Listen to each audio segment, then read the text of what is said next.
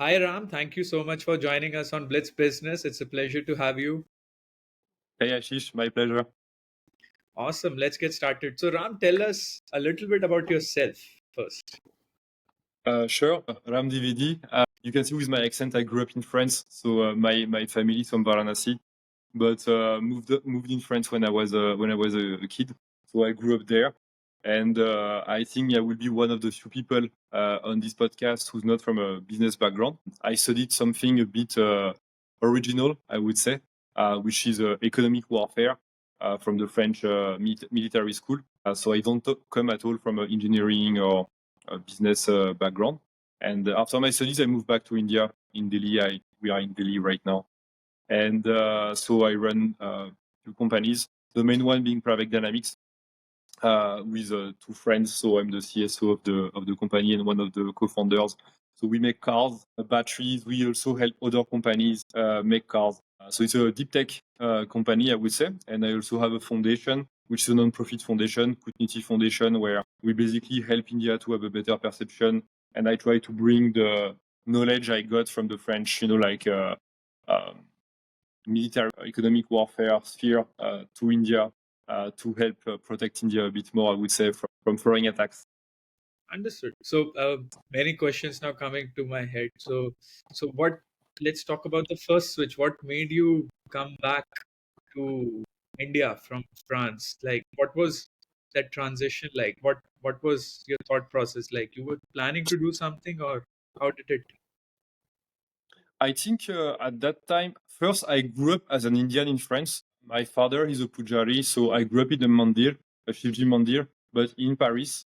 I, my father, for example, he speaks French a bit, but not very, very well. So I was always surrounded by Indian people, or from Hindus from Mauritius or from other parts of the world. And so my father never took French papers or everything. My mother was from French origin, but she passed away when I was very young. So I just grew up with my father and my brother. So we always thought we'll come back to India at some point. We always had that in mind. So it was quite natural to me to come back to India. But the challenge was the fact that in 2009-10, at this time when I moved back to India, India was not in the financial situation it is today. So to work, to do things, it was a bit different, I would say. It was very exciting at this time, but a bit more scary than today because it was less, like now everything is smooth, the ease of business is much easier. India was a tough country at this time, I would say. But yeah, I took a leap of faith and wanted um, to contribute to the country. I love France. I'm still teaching for 13 years to the same school in France. So I trained thousands of intelligence officers during the last 13 years now. So I like to go there, but I'm happy to be in India and contribute to the growth. And honestly, it's the boom of India right now. So it's the place to be in the world for sure. Even if I was not Indian, I would be happy to work here. So you were in a military school, or I didn't? Uh, so what was it? It was a military school, you said. So it's very difficult to explain because this school doesn't exist in India at all, nothing comparable. Yeah. So basically, at the end of the Cold War, the French government realized they had no clue what to do with all the intelligence agents that were specialized on Soviet Union and US. So they made a school to train the military intelligence, the police intelligence, and private intelligence in one school. And also the school is open to very few foreign countries. I mean, people from like foreign nations. So me, I came as an Indian because it's not about your papers or anything, it's about your blood. So if you're from India, you're accepted. If you're from Japan, from Congo, from Mexico, but some countries it's not possible. You can imagine which countries. And basically, yeah, it's you learn the work of intelligence, I would say. And so it's quite a unique school where you have all these mix of people together working in the fields of intelligence. Well, Ram, I must say it's a very unique combination you have right there. I have so many questions, so I need to first focus on this intelligence piece. So tell us something what you learned there and how was it? Oh, it was incredible. I really like this time of my life, and I love it so much that I never left. In the sense that I'm teaching now in the school for 13 years. Basically, you learn all the jobs of the intelligence. A big part of the class after goes to French intelligence. Some people become paramilitary people. It was my case at the end of the school. Some people go to private services also. And basically, yeah, you learn from the big foundations of geopolitics, nations, how to destabilize nations, to more direct operations like lobbying. In India, it's not legal, but in Europe, it's very, very popular lobbying in Brussels. You have all the influence, all the psychological warfare, perception warfare, all these kind of asymmetric warfare are very popular these days. Yeah, And someone can also become a spy, I can imagine. that's basically what it means. Yeah. But in fact, the word spy doesn't really exist. You have three. So in intelligence, I don't know if it's very known, but you have three types of job. You have collecting information. So all people who are specialists about to collect information. So it can be from internet. It can be white sources. So you find on Google, whatever, gray sources or black sources, which mean you need to hack something to get access to it. And it can be from people. You can get, like information from a network of sources of people who will bring you information. So that's the first job in intelligence, collecting information. The second job is analyzing them. So it's people who are, like analyzing information, trying to draw lines. You never have an information that comes directly to you. You always need to identify what we call low signals. So you will have a lot of like hints coming from there and there. But if you put all the hints together, you can create a bigger picture. That's mostly how it works. And then you have action, which is what I always preferred. It's then you are, like on the field, and you try to have an operation to change things. That's where it becomes interesting, and you can change things. That's why I think also in India there is one thing which is a bit weird, is we call geopolitician a lot of people who are geopolitologues. If you go on talk shows, in TVs, on podcasts, everything, a lot of people talk about geopolitics, but they are not geopoliticians. They are geopolitologues. That means they study geopolitics, but they don't do it. They don't practice operations of geopolitics. So me, I'm a geopolitician. I don't read books about geopolitics.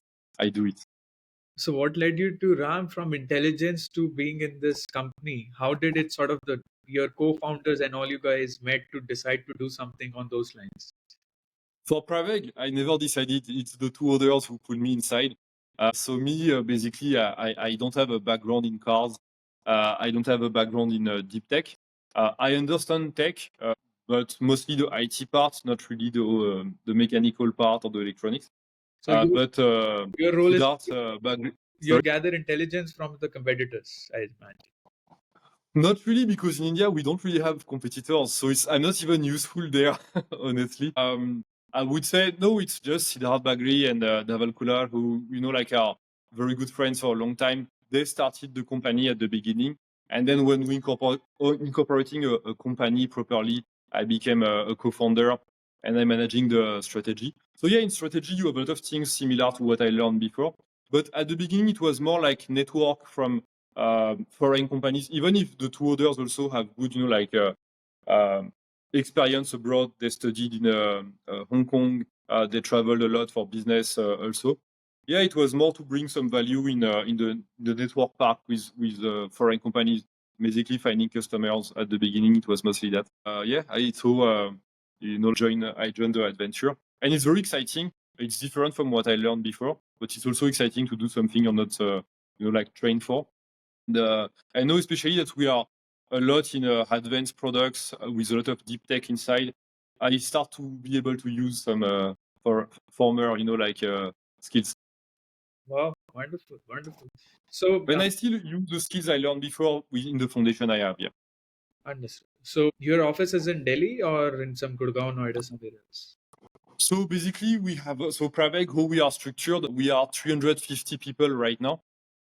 We have a big R&D center in Bangalore, so not downtown Bangalore. We are not very far from the airport, where we develop all the products. And in front of this R&D center, we have a factory. And in the factory, we have a prototyping area. We have a big test lab for batteries, and we have a battery factory where we manufacture the batteries. And these batteries go in the cars, and they go also. We also do static batteries. We do much more batteries than what you can see on our website, in fact.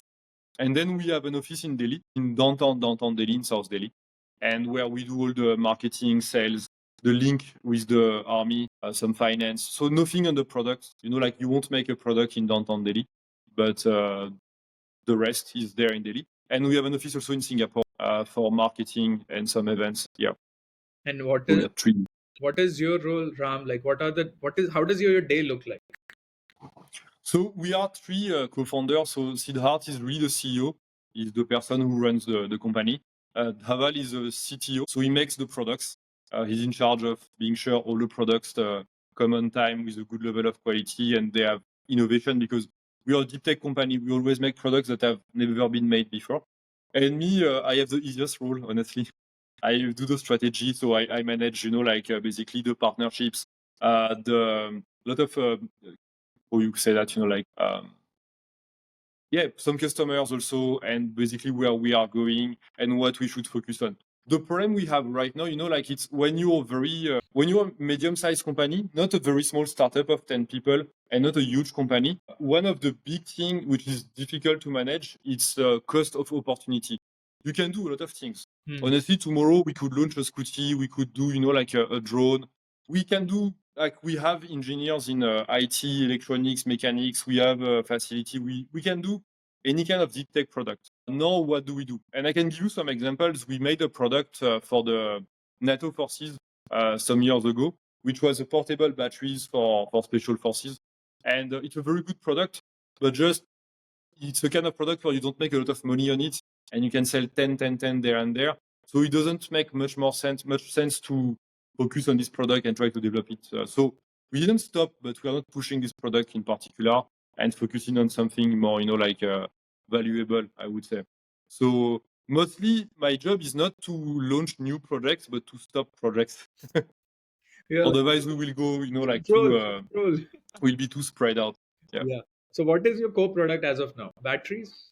So we have a lot of products. We have three verticals, I would say. One is we make vehicles. We are a car manufacturer. So we have our own product line, but also we are a car maker of car makers. We help other brands make cars. So you can come to us and you're a major brand in the world of cars from anywhere in the world. And you want to be electric, you don't have much knowledge in electric cars, or you want to make an electric car in a very, very short time, and we'll make an electric car for you. And then on the long run, we'll sell the battery to you. We won't teach these huge brands how to manufacture cars, but we can make the car. So it means, we'll make the powertrain, the battery, the electronics. We'll design everything, and then you have a car you can launch in the market. And then after, we can make the battery for you. So that's our first business. And then we make batteries. It's not automotive, so it can be batteries for solar farm. We started to export batteries abroad also for solar farms, for grid level management, for various applications for home. Also, we can have a battery for your house. And then our third pillar is AI. We do a lot of AI. So in automotive, you need a lot of AI. So we have a big AI lab also. And everything is deep tech. We always try to make everything in-house as much as possible, everything in India, and be at the cutting edge of the technology. And for the car manufacturing, so who do you work with? I cannot give the brands because that's one of the prime in the industry. When you make a car for another OEM, they don't want, your name to appear. You'll become, like a studio for them. But brands from Europe, from Asia. No Indian so far. Yes, you understood. So okay, so it's like a full-fledged car you're saying, or just the frame, chassis, or how is it? Basically, how it works is mostly the other OEMs. They don't come with an empty canvas to us because they already have factories. So they want to be able to make a car without changing too much what they have in their factory. Which means, most of the time we use a car which is already, in their product line, and we try to not change too much. For sure, you need to change the car because you will have a charging port. The battery will change a lot of things. The dynamics of the car will change. The brake system will change, the airbags, the way how they pop will change. So you still need to change a lot of things. Inside, you won't have, the gearbox. But we try to use as a foundation one of the existing car of the brand. Understood. So then, Ram, moving forward now, what are your plans as a CSO? What are you planning? You're planning to trim down products, launch new products, expand into new territories, raise capital. What are those few milestones you're looking at? Can you hear me, Ram? So for Yeah. yeah, it was just stopped for 2 seconds. So yeah, the plan is what I was talking about is to grow on these three verticals, to have more products here. We never raise really capital or anything. So we need to do a lot of basically products to fund the company. That's why we sell a lot of batteries, even if we don't advertise it a lot because it's less fancy than making cars. It's for bread and butter to sell batteries today, and it's an interesting market. That's why, for example, most of the brands who make electric cars, they try to take one chemistry and become super expert on one chemistry. You know, in batteries, you can use different type of chemistries. All of them have pro and cons. But us, we are very agnostic in terms of chemistry. We use all of them for different applications. So it made us very strong in terms of knowledge on batteries. We make, like LFP, CA, all types of chemistries are used in the company for different products. And other geographies, we are in discussion with 2 other countries, both are in Asia, to set up shop there, to start some operations there. But the headquarters will always be India for sure. Understood. So tell us some more about these chemistries about battery I was not aware of. So what does it mean? Is it like a formation within the battery, or what are these different chemistry? What does it mean? So basically, I will try to not be too technical. In a battery, you have multiple, parameters to make a good battery. So you need, for example, to have a good thermal system, good electronics. The software part is very important in a battery, how you manage your battery. The electric part, the frame of the battery is very important. All that is very important. But inside the battery, at the core, you have some, you have chemistry. It can be in different forms. In the car industry, mostly it's cylinders, like the battery you have in the remote of your TV, basically, but bigger. Or it's called prismatic. So it looks like a little box. It looks like a little book, basically, you put inside the battery. And inside this chemistry, you can use different metals, basically. You can use aluminium, you can use cobalt. Cobalt has a lot of issues in terms of where it comes from. You can use a lot of phosphates, a lot of things, in the chemistries. And it's like in video games. Some chemistry give you more power. Some chemistries are cheaper. Some chemistries are more safe. All of them have pros and cons. So according to the application, you will use different ones. So for example, we develop batteries for drones. India is very strong in drones. In a drone, you want to be able to pull a load very, very fast. So, in drones, you need a very, very high density of energy. In one, centimeter, I want to be able to have a lot of energy and I want a lot of power to be able to go fast. But if I make a battery for a solar farm, I just need, during at 7 a.m., there is a lot of sun, but no one wants energy in India at 7 a.m. in a solar farm. So I will store the battery and maybe I will unload this battery at 9 p.m. when everyone is home and cooking and wants energy. So for that, in a solar farm, I have a lot of space. I don't need a lot of power. It's slow. I want a very good price. That's what I will want. So we'll use a totally different types of chemistry for that. So there are wide-ranging applications and different batteries which needs to be Exactly, yeah. manufactured. Understood. And then on our side, also the thermal system will change, the electronics will change, everything will change. We do application-specific products. That's where we are strong. And do you export also, or it's primarily for? Yes. We got some articles in the press a few months ago. So we got our first order for Europe, for Greece, for solar farm batteries. In Greece, they have a lot of islands. So when you have islands, you're not connected to the grid. So you try to make your energy on the spot. In Greece, very sunny, so they have a lot of small solar projects. But the problem is the sun is just during the day. So they need batteries to store the extra sun energy during the day and use it during the night. So it's a good market for us. Yeah. And it's challenging because European regulation and everything is really, really tough. And I think in Europe also they have the concept of cross-border energy flowing in real-time markets. So that sort of also thing happening. Yeah. Yes, all the grids are connected, so they can do a lot of what we call load balancing across the continent. Yeah. But do you think RAM is going 100% renewable is the solution? Because No, no. not at all. The best energy in the world is nuclear by far. That's the only way to be green and have enough energy for everyone. Nuclear should be the foundation of every country in the world right now. And then renewable energy as a minority energy is very, very good. Hydro is excellent, especially in countries like India. We have the Himalayas. hydropower is excellent. And then solar, if it's a sunny country like India, makes a lot of sense. But you cannot have all your energy in solar, like 20%, 30% is doable. But you need a foundation of nuclear energy. But in like It's for the example, cleanest, safest energy. yeah, but in US Sorry? they are going full renewable. That's the problem of, I think, energy. You see, and it comes from someone who's doing batteries for solar farms and electric cars. The problem of ecology today, it became really like, how you call that, an ideology more than science. There is no good or bad technology. All of them have pros and cons. They have different costing. They have different structural impact. I always say that electric cars are fantastic. They are much more green than a petrol car. But if you can walk, it's better. You will never beat, like a cycle or, like just walking to go somewhere. So we should not be, like ideologists and trying to push a narrative. If you look at Germany, for example, they really felt inside this trap where they say, okay, we just make renewable energy. They were not able to achieve it. Now they are burning coal.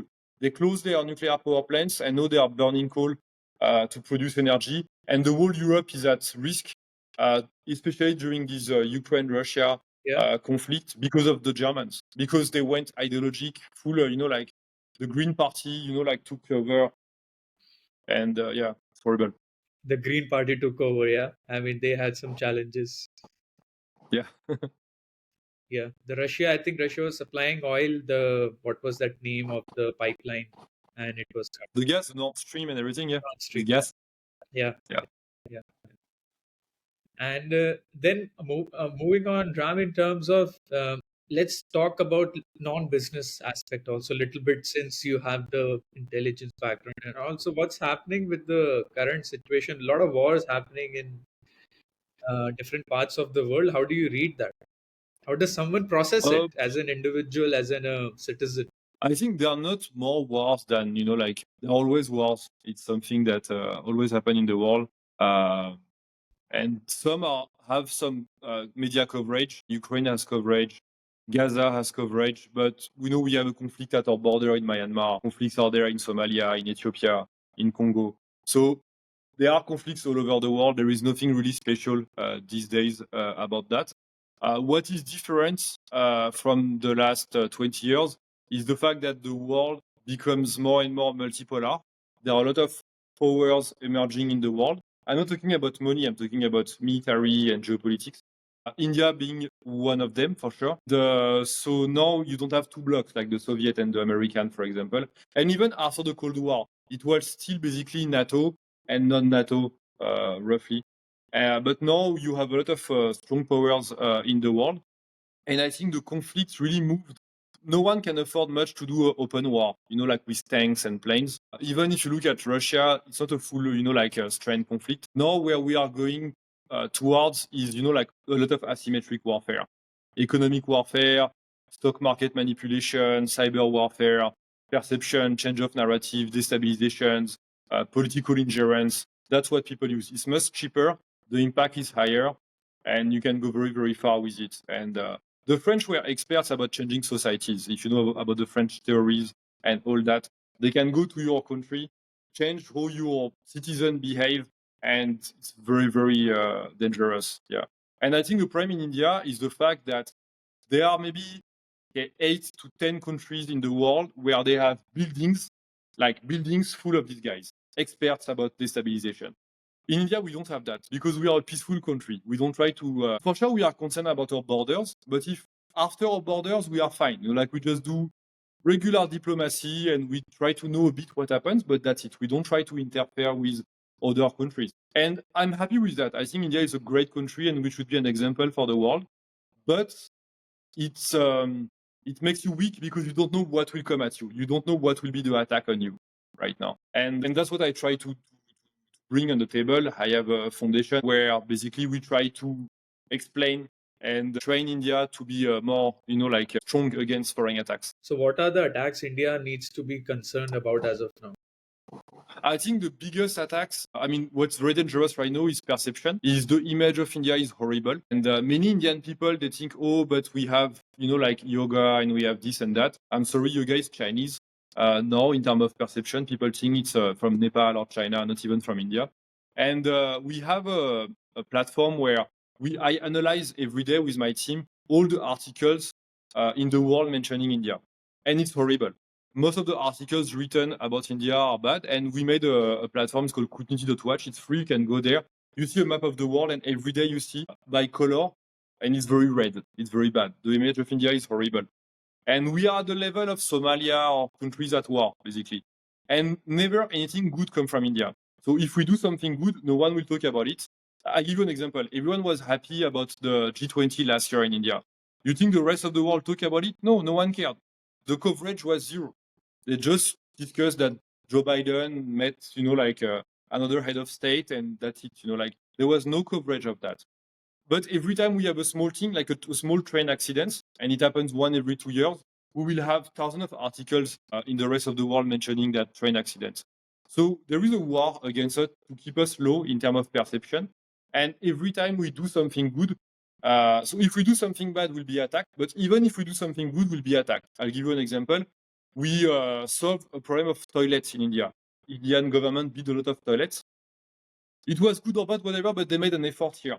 After the toilets were made, we got attacked that we have no toilets and we are people who basically do open defecation on a daily basis. These jokes against Indians. Same, India has a huge growth. We have a good economy and the economy of India is going well and everything. So how you attack that? You don't attack the growth, you attack the inequalities. You say, yes, you don't say poor people are becoming richer. You say the richer are becoming richer faster than the poor. So the inequality increase. And so India is just a land of inequalities. And we will always be stuck in this poor, not developed mindset. So you could think, okay, but what's the problem? We know our true value, what's the issue? The issue is we have no tourists in India. We are, we really have no tourists in India. If you look to any airport, you just see Indians. If you look to any fancy hotel or non-fancy hotel, you will see Indians. There is no tourism in India from outside. We have very few direct investments compared to the size of our economy today and the potential of its economy. No one wants to invest in India much. The people who do are Indians living in the Silicon Valley or in London and everything. And I think one of the issues in India is we consider the rest of the world being the Indians of London, the Indians of Canada and US or Australia. It's not the world. I grew up in France. There is no Indian much, over there. It's a very small community. So if you go in France, and you say you're Indian, people don't really know, they don't know anything about India. Ask anyone in the world to name one Indian CEO, one Indian company. They say Tata, they make small, very cheap cars. They make the very cheap cars. That's the only thing they do. No one knows about, who we are, what we do, anything. They know the American CEOs from Indian origin, but that's it. And so, yeah, it's difficult for tourism, for investment. If you're Indian abroad, it's difficult. And also, one thing in India is the fact that we like to see ourselves through the eyes of foreigners. Some countries like China or France or Japan, when a foreigner says, oh, you're like this or like that, they don't care. They say, I'm not interested in what you say. But in India, if someone sitting in New York says India is like this or like that, they'll start to say, yes, it's true, and they will entertain that person and they will, because they are respectful of, the vision of someone else. So it also impacts our own people, creating a narrative in our head, especially the young people. Yeah. And you can think, it's just, bad media or whatever, but I can tell you there are like hundreds of people with a lot of money behind that. Oh, really? Because I know how it works. So it's like a targeted attack in terms of to put India down or something of those lines. So it's a targeted attack in terms of to bring the India's Yes. perception. Exactly. India, because India is a big threat to the equilibrium of the world. India is not a threat to the world because India is a peaceful country. But the model that India developed, which is to be a sovereign nation, independent, is a big problem. Everyone in the world wants the big powers in the world, they want the world to be aligned. They want to have, spheres where everyone is under a leader. And India is behind no one. So that's a big problem. Because of India, but also because it can give ideas to other nations, to Indonesia, to Nigeria, to Philippines, to Brazil, to become independent and not rely on anyone else. So independence in terms of economic independence, you mean, or sovereignty? India is trying to basically take the whole, what you call that? All the aspects of sovereignty and to be more sovereign there. So in India, we try to make semiconductors, we make batteries, we try to have a strong army. We try to have our own, to use our currency, the rupee, to do direct trade with the rupee. So we try to remove dependency wherever we can. For sure, not everything is good. If you look at big tech, we are still using old foreign technologies. So that's a challenge. But we are on that path, and many countries can be there. They totally rely on foreign nations for everything. And when we are talking today, Ram, today is the election day in Delhi. So what is your take or analysis out of it, if you are following it? Yeah, I follow it. After, honestly, I have nothing to. I'm no one to talk more about the elections there. The attacks we can see on the elections, how we are attacked, because that's where my value resides. I would say India has one thing which is not acceptable for the rest of the world. It's the largest democracy in the world. It's not the best democracy, but it's the largest. It's a very big country, and it's very difficult to have such a huge country and remain a democracy.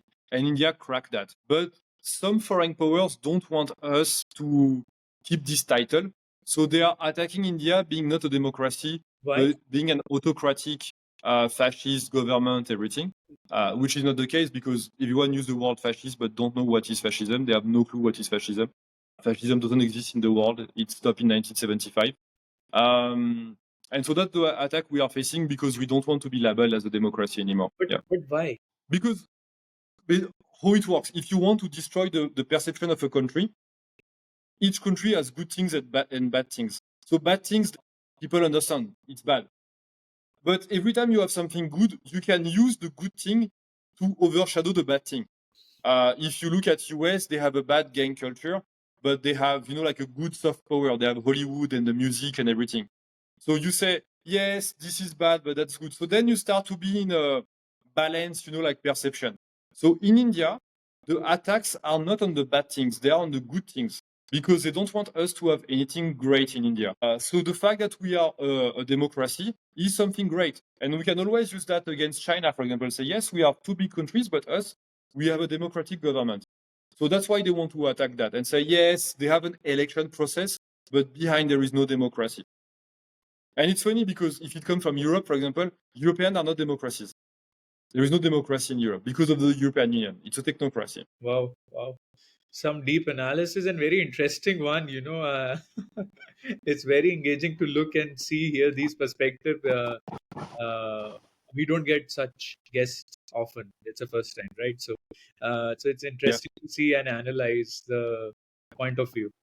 Wonderful. So then moving on, Ram. So what are your plans now in terms of for the company in next 5 years, 10 years? What are the milestones you guys want to achieve? For Pravaig, so for Pravaig, I think we'll continue to grow. Hiring is a huge challenge because you want the best people in the world. And honestly, the whole company can be, summarized as its team. It's just the people in Pravaig who make Pravaig. And when you do something which is cutting edge and you do deep tech, it's difficult to hire people. It's not just hiring thousands of people like this. It's very difficult. We traveled a lot in the US with Siddharth in the past few years to hire people from US who have experience in these American car companies. So we call it reverse brain drain. People are from Indian origin. They move to US after their education and they did an MBA in Stanford or MIT. Then they work for 7 years in these big American car companies who make electric cars. And then we bring them back.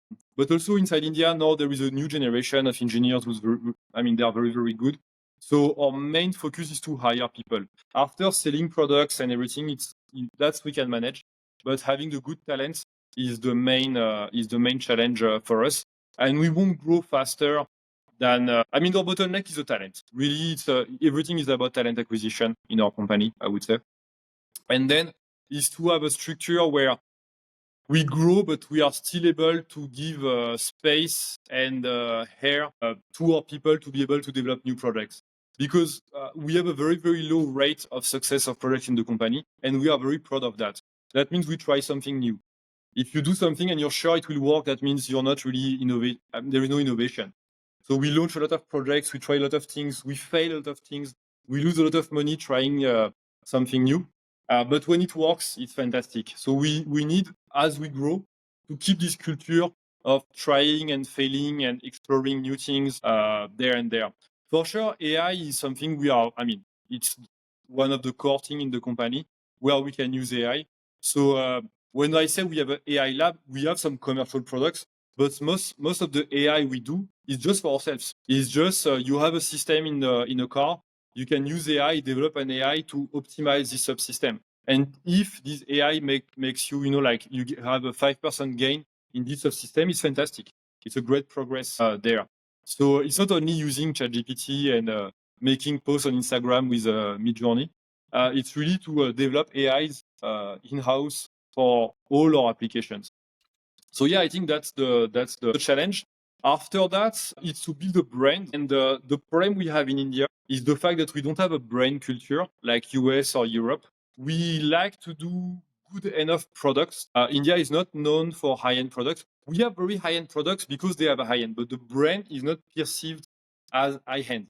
Yeah. Name anywhere in the world a high-end Indian brand, there is none. Like it doesn't exist. Even if you go to, if your auntie goes to a jeweler, she doesn't want to pay for a brand.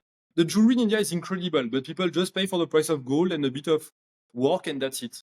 But if you go to Cartier, if you go to Van Cleef and Arpels, they'll take you 90% margin, and people are happy to pay 90% of the brand value. But in India, we are not able to crack that. There are few exceptions, but it's very difficult.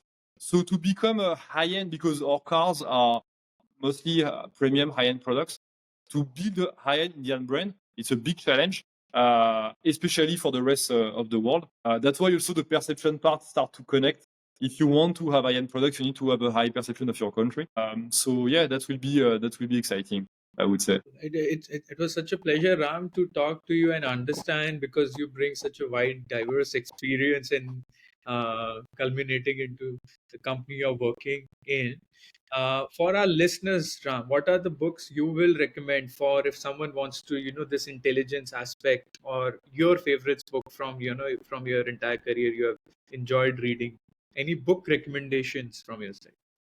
I think it's there. It's just there. There is one book which everyone should read. I mean, everything written by Kautilya is, I think, the Arthashastra is the most incredible book in India. And people, even in India, they learn Sun Tzu. Like they learn the Art of War of Sun Tzu. Yeah. But if you look at what he wrote, it's really, really interesting.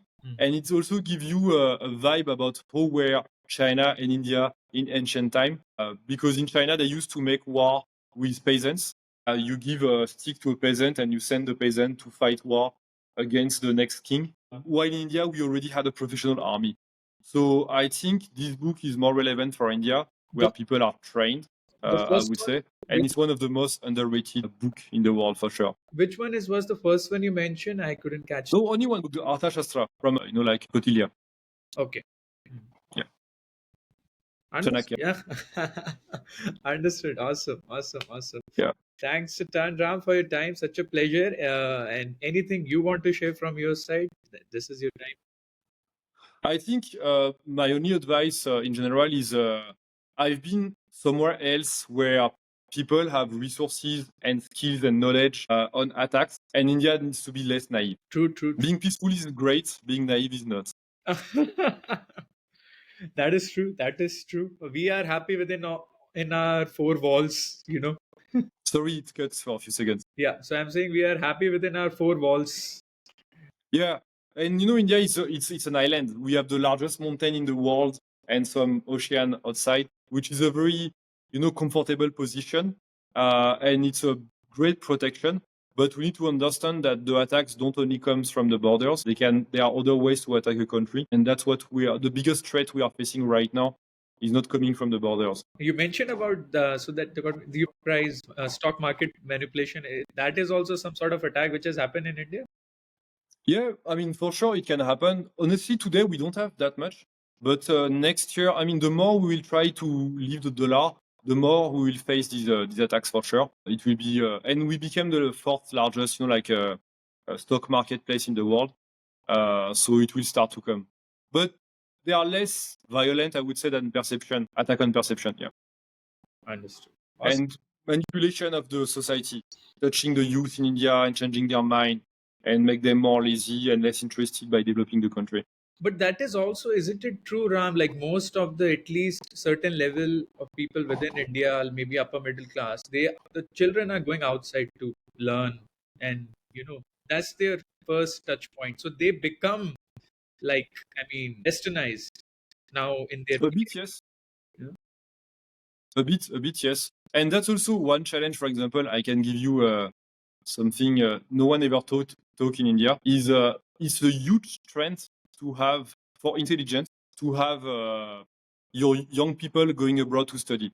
It's the case in India much more than in China, but we don't use it.